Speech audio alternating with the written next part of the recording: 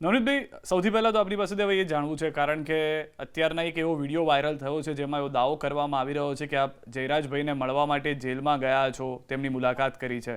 શું છે તે? ના ભાઈ, ખોટું છે. એવો દાવો છે, ઓડિયોની અંદર એવો દાવો છે કે તમે બંને મુલાકાત કરી જેલમાં. ના ભાઈ ના, એ ખોટું છે. હું ક્યારેય મળવા ગયો નથી અને મળવા જાઈશ પણ નહીં. મારે સમાધાન કરવાનું પણ નથી. કદાચ ભવિષ્યમાં જવાનું થયું જેલમાં જયરાજને મળવા, તો મારે શું કામ જવું છે? સમાધાન માટે કે એના માટે?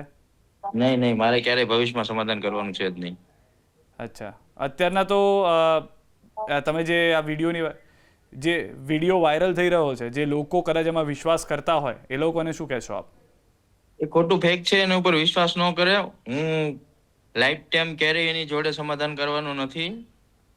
ક્યારે પણ ભવિષ્યમાં એટલો વિશ્વાસ રાખે માણસો, આ ખોટા ફેક વિડીયોથી દૂર રહી. આ વિડીયો બનાવવાનો ઉદ્દેશ શું લાગે છે તમને? આ જે વિડીયો બનાવ્યો છે, ફેક વિડીયો આવો, એ ખોટા એમના કાંઈ પેલા સબસ્ક્રાઇબ ને આન તેન વધારવા માટે બનાવતા એવું લાગે છે મને. અચ્છા, બીજી એક વાત, કદાચ તમે હમણાં રિસન્ટમાં જોયું હશે, નજીકના ભૂતકાળમાં, તો માયાભાઈનો એક વિડીયો છે જેમાં એ કહે છે કે એકદમ ફ્રેશ છે. તમે ફ્રેશ છો હવે? હું તો ફ્રેશ છું, પણ ઈ ફ્રેશ કેમ છે ઈ તો એને ખબર હોય. તમને શું લાગે છે કેમ હોઈ શકે એ ફ્રેશ? હવે એ તો હવે એને, એના દીકરા આવા ધંધા કરે છે, એને સારું લાગતું છે. તમારો દીકરો આમ જાણે કોઈ સારું કામ કર્યું છે, જેલમાં ગયો, એ સારી એની આમ કઈ પ્રગતિ થતી છે એમાં એની.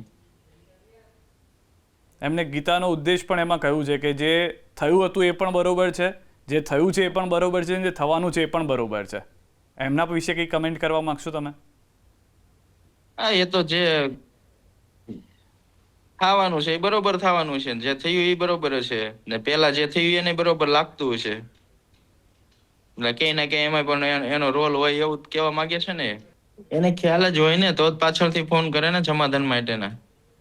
કેટલા ફોન આવ્યા હતા? 3-4 જણાને ફોન આવ્યા હતા. બીજા આગેવાનોને તો નોખા નફા હોય તો ખબર નથી, પણ મારી સુધી 3-4 જણાના મેસેજ પહોંચ્યા હતા કે ભાઈ એને કયો તમે જે કાંઈ પોલીસ કરી રહી છે યોગ્ય દિશામાં તપાસ કરે એવું ખાલી નિવેદન આપી દે એમ. એટલે તેની એક તો એ પાકું ને કે પોલીસ સાથે એની સાંઠગાંઠ તો ખરી એમ. પિતાની પૂછપરછ થવી જોઈએ, માયાભાઈની પૂછપરછ થવી જોઈએ, એવું લાગે જ તમને? હા, એ તો સ્વાભાવિક છે. આ શરૂઆત ક્યાંથી થઈ છે તમે સમગ્ર પ્રકરણ મીડિયા મિત્રો બધા જાણે જ છે. હું પહેલેથી કહેતો હોઉં છું ભાઈ આનો મારામાં કોલ આવ્યો, આ રીતની વાતચીત થઈ છે, તો એ મૂળ સુધી શું છે સત્ય હકીકત જે ઘટના મારી જોડે બની છે એ સમયની બધી કોલ ડિટેલ થી ચેક કરે કે કોની જોડે કેટલી વખત વાત થઈ, શું વાત થઈ છે, તો સત્ય બારું આવે. તમારી જ્યારે એસઆઈટી સાથે વાતચીત થઈ હતી 19 જાન્યુઆરી, કદાચ તારીખ હું ભૂલતો નથી તો, તમે કીધું હતું કે ભાઈ માયાભાઈની પણ પૂછપરછ કરો. હા, ત્યાં અમે જાણ તો કરેલી જ છે કે મારે આ રીતનું પ્રકરણ બન્યું હતું, એની પણ તપાસ તમે કરજો. ત્યારે એમના તરફથી કંઈ કહેવામાં આવ્યું હોય? હા, એ તો જે કોઈ મુદ્દા લખાવ્યા છે એ બધા તપાસ કરવામાં આવશે એવું કીધું છે. પણ એસઆઈટીએ કદાચ જે કર્યું એનાથી હવે તમને ન્યાયતંત્ર પર, પોલીસ ઉપર ભરોસો પાછો? હા, એ તો કારણ કે પહેલા મારો વિશ્વાસ તૂટ્યો હતો, એટલે તો હું સ્વાભાવિક છે કોઈ પણ નો વિશ્વાસ તમે તોડો તો ફરી વખત વિશ્વાસ બેહાડવો, પણ એને કઈ એવો મજબૂત તમે પુરાવા કે મજબૂત કોઈ કામ કરીને દેખાડો તો એને આમ ઓલું થાય ને એમ. પણ હવે તમને લાગે છે કે સંતોષ થઈ ગયો, જયરાજ પકડાઈ ગયા, પતિ ગયો? એમ સંતોષ છે, પણ હજુ થોડું કામ બાકી છે ને. જે કોઈ જે એમાં સત્ય જે બધું બહાર આવી જાય ટોટલી વસ્તુ. શું બાકી રહી ગયું? શું બાકી રહી ગયું છે?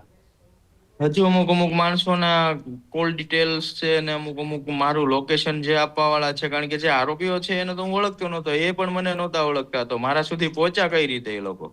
કોણ લોકો છે એવા? આ જે આરોપીઓ છે એ સમજી ગયો. તમને જેને માર્યા એ તમે એ બંનેને ઓળખતા નહોતા.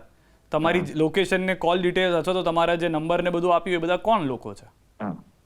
એ તો નંબર આપ્યા એ તો વચ્ચે આવી જ ગયું છે, બરોબર. પણ મારા જે આ ઘર બાજુ જે આવ્યા હતા લોકો, માનો કે ટ્રેક્ટર મારું એ રસ્તા મારા ઘરના રસ્તા ઉપર હતું, બરોબર, તો ત્યાંથી એ લોકો ચાવી લઈ ગયા, બરોબર. તો આ મારું જ ટ્રેક્ટર છે, મારો જ દીકરો લઈને આવે છે એવું એને કીધું કોણે છે? કારણ કે મને નથી ઓળખતા તો મારા દીકરાને ક્યાંથી ઓળખતા હોય? એટલે રેકી કરનારા બાકી છે હજી.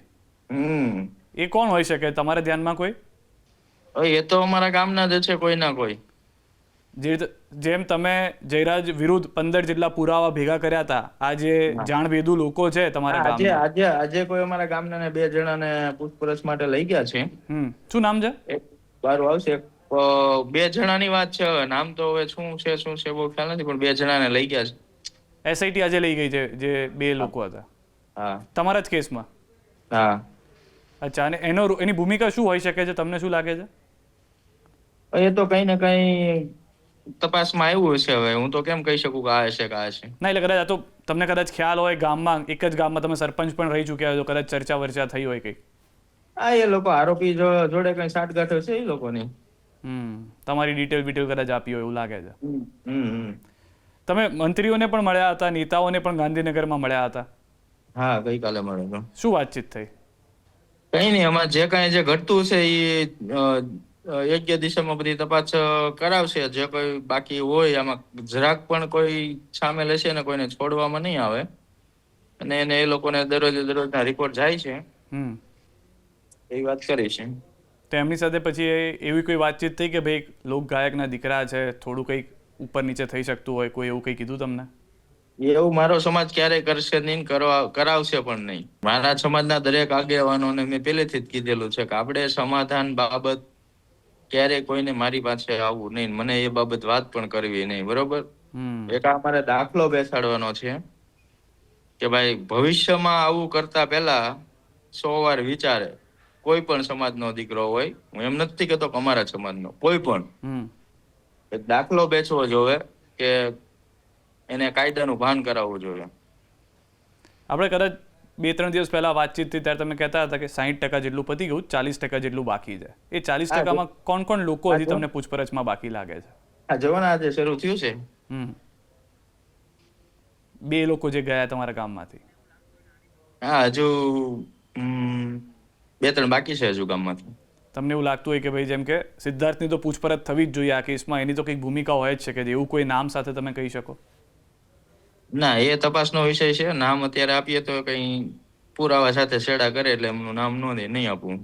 અચ્છા, હા, એ પણ છે. કેમ કે તમે પહેલા 15 પુરાવા તો જયરાજ વિરુદ્ધ આપ્યા હતા, કદાચ એમાં સફળતા મળી તમને કોલ ડિટેલ્સથી લઈને. તો મેં હવે 1 ફેબ્રુઆરીની આસપાસ કંઈક તમે ન્યાય સભા કરવાના છો એવી વાત છે, એ થવાની છે? એમાં એવું છે, જયરાજની ધરપકડ પહેલા અમે જાહેરાત કરી આપી હતી. બધા પોસ્ટરો બધું છપાઈ ગયું છે. તો હવે અમે ત્યાં ટૂંકમાં બધા જે આપણને સાથ અને સહકાર આપ્યો છે, તો અમે એનું ત્યાં સન્માન કરશું. કોણ આવવાનું છે? હવે બધા આગેવાનોને તો કામ છે, બરોબર? આમ તેમ કઈ જો જે આવશે એનું અમે સન્માન કરશું.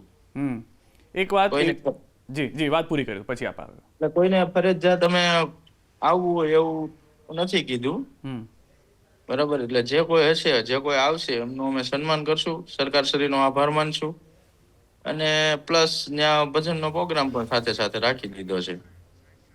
આપણે કદાચ જ્યારે વાત થઈ હતી છેલ્લે ત્યારે દિવાળી જેવો માહોલ હતો આ તમારા આસપાસના ગામમાં, અને હવે કેટલાક વિડીયો એવા પણ જોયા કે ત્યાં તમારું સન્માન થઈ રહ્યું છે. તો રાજકારણમાં એક્ટિવ થવાની તમારી કોઈ સમાજ માટે કે એવી કોઈ ઈચ્છા? જે તો કોઈ એવી ઈચ્છા છે નહીં. પણ સમાજ માટે હવે અત્યારે એક એવું છે કે નવનીતભાઈ જે છે એ આખા સમાજને ન્યાય અપાવવા નીકળ્યા છે. કાલે ઉઠીને કદાચ એવું થયું તો રાજકારણમાં આવવાની ઈચ્છા? સમાજમાં અમારા ભાઈ છે 2, બરોબર, અને પછી અમારા દિવ્યેશભાઈ છે. અમારે તો એમની સાથે રહેવાનું હોય.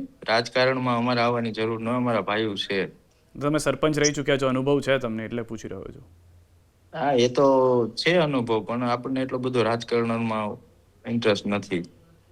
કેટલાક લોકો એવું કદાચ તમારી આ બધી ઘટનાઓ ઘટી અને પછી કહી રહ્યા છે કે પ્રયાસ થઈ રહ્યા છે કે ભાઈ નવનીતભાઈને રાજકારણમાં આવવું છે એટલે આ બધું થઈ રહ્યું છે. ના ભાઈ, ના. રાજકારણ અમે શાંતિથી મારે ધંધો કરવો ભાઈ, રાજકારણ નથી કરવું. અને આ જે લોકો, જેમ કે આપણે સૌથી પહેલા શરૂઆતમાં જ વાત થઈ કે ફેક વિડીયો બનાવે, જે તમે કહો છો કે હું જેલમાં ગયો મળવા માટે, કોઈક આવી વાતો કરી રહ્યા છે, એ બધાને આપ શું સંદેશ આપશો? હું એ બધાને એટલું કહેવા માંગુ છું કે ભાઈ આવા ખોટા ફેક વિડીયો નહીં બનાવો.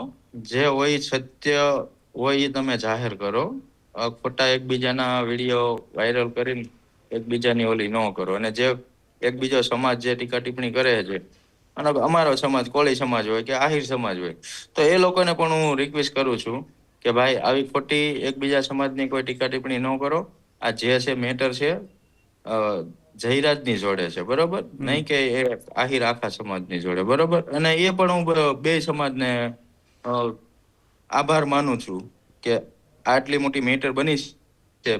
બે સમાજે, આહિર સમાજ અને કોળી સમાજ, જે સંયમ જાળવ્યો છે એ બદલ હું બે સમાજનો આભાર માનું છું કે જે કોઈ અઘટિત ઘટના નથી બની એ બદલ હું બે સમાજનો આભાર માનું છું. આવા બીજા અમુક જે હોય છે સોશિયલ મીડિયા દ્વારા એકબીજા ઉપર એકબીજાના કઈ કરવા માટે આમ તેમ બોલતા હોય છે, પણ હું એ લોકોને પણ કહેવા માંગુ છું કે ભાઈ આવી ખોટી કોઈ પણ સમાજની લાગણી દુભાય એવા ખોટા વિડીયો ન બનાવો. આપણી જે કાયદાકીય લડત છે એ લડત આપણે રાખવાની. નવનીતભાઈ, મોટી વાત આપે કરી છે. છેલ્લે મારે એ જ પૂછવું હતું કે કદાચ કેટલાક લોકો જો આવો પ્રયાસ કરતા હોય કે શાંતિ ડહોળાઈ જાય, કારણ કે આપે કહ્યું કે બંને સમાજ તરફથી બહુ જ અત્યાર સુધીમાં સંયમ જાળવવામાં આવ્યો છે, તો એ લોકોને એક સ્પષ્ટ રીતે આપણે કહેવું હોય કે ભાઈ હવે આવું જે ઘટના છે, જે રીતે તમે અત્યારે કહ્યું કે તમારે જયરાજની મેટર છે, સમાજને એની સાથે કંઈ એ રીતે લેવા દેવા નથી, તો એ લોકોને શું કહેશો આપ? એ લોકોને જે ખોટી રીતે જે આ સોશિયલ મીડિયા ઉપર ટ્રોલ થાય છે એને હું એટલું રિક્વેસ્ટ કરું છું, ભાઈ ખોટી રીતે આપણે કોઈ પણ સમાજની ટીકા ટિપ્પણી ન કરવી. જ્યારે જરૂર પડે છાસું હોય ત્યારે તમે સત્યની સાથે ચાલો અને સત્યનો વિજય કરાવો. ખોટા એકબીજાના ઓલા કરીને શું ફાયદો?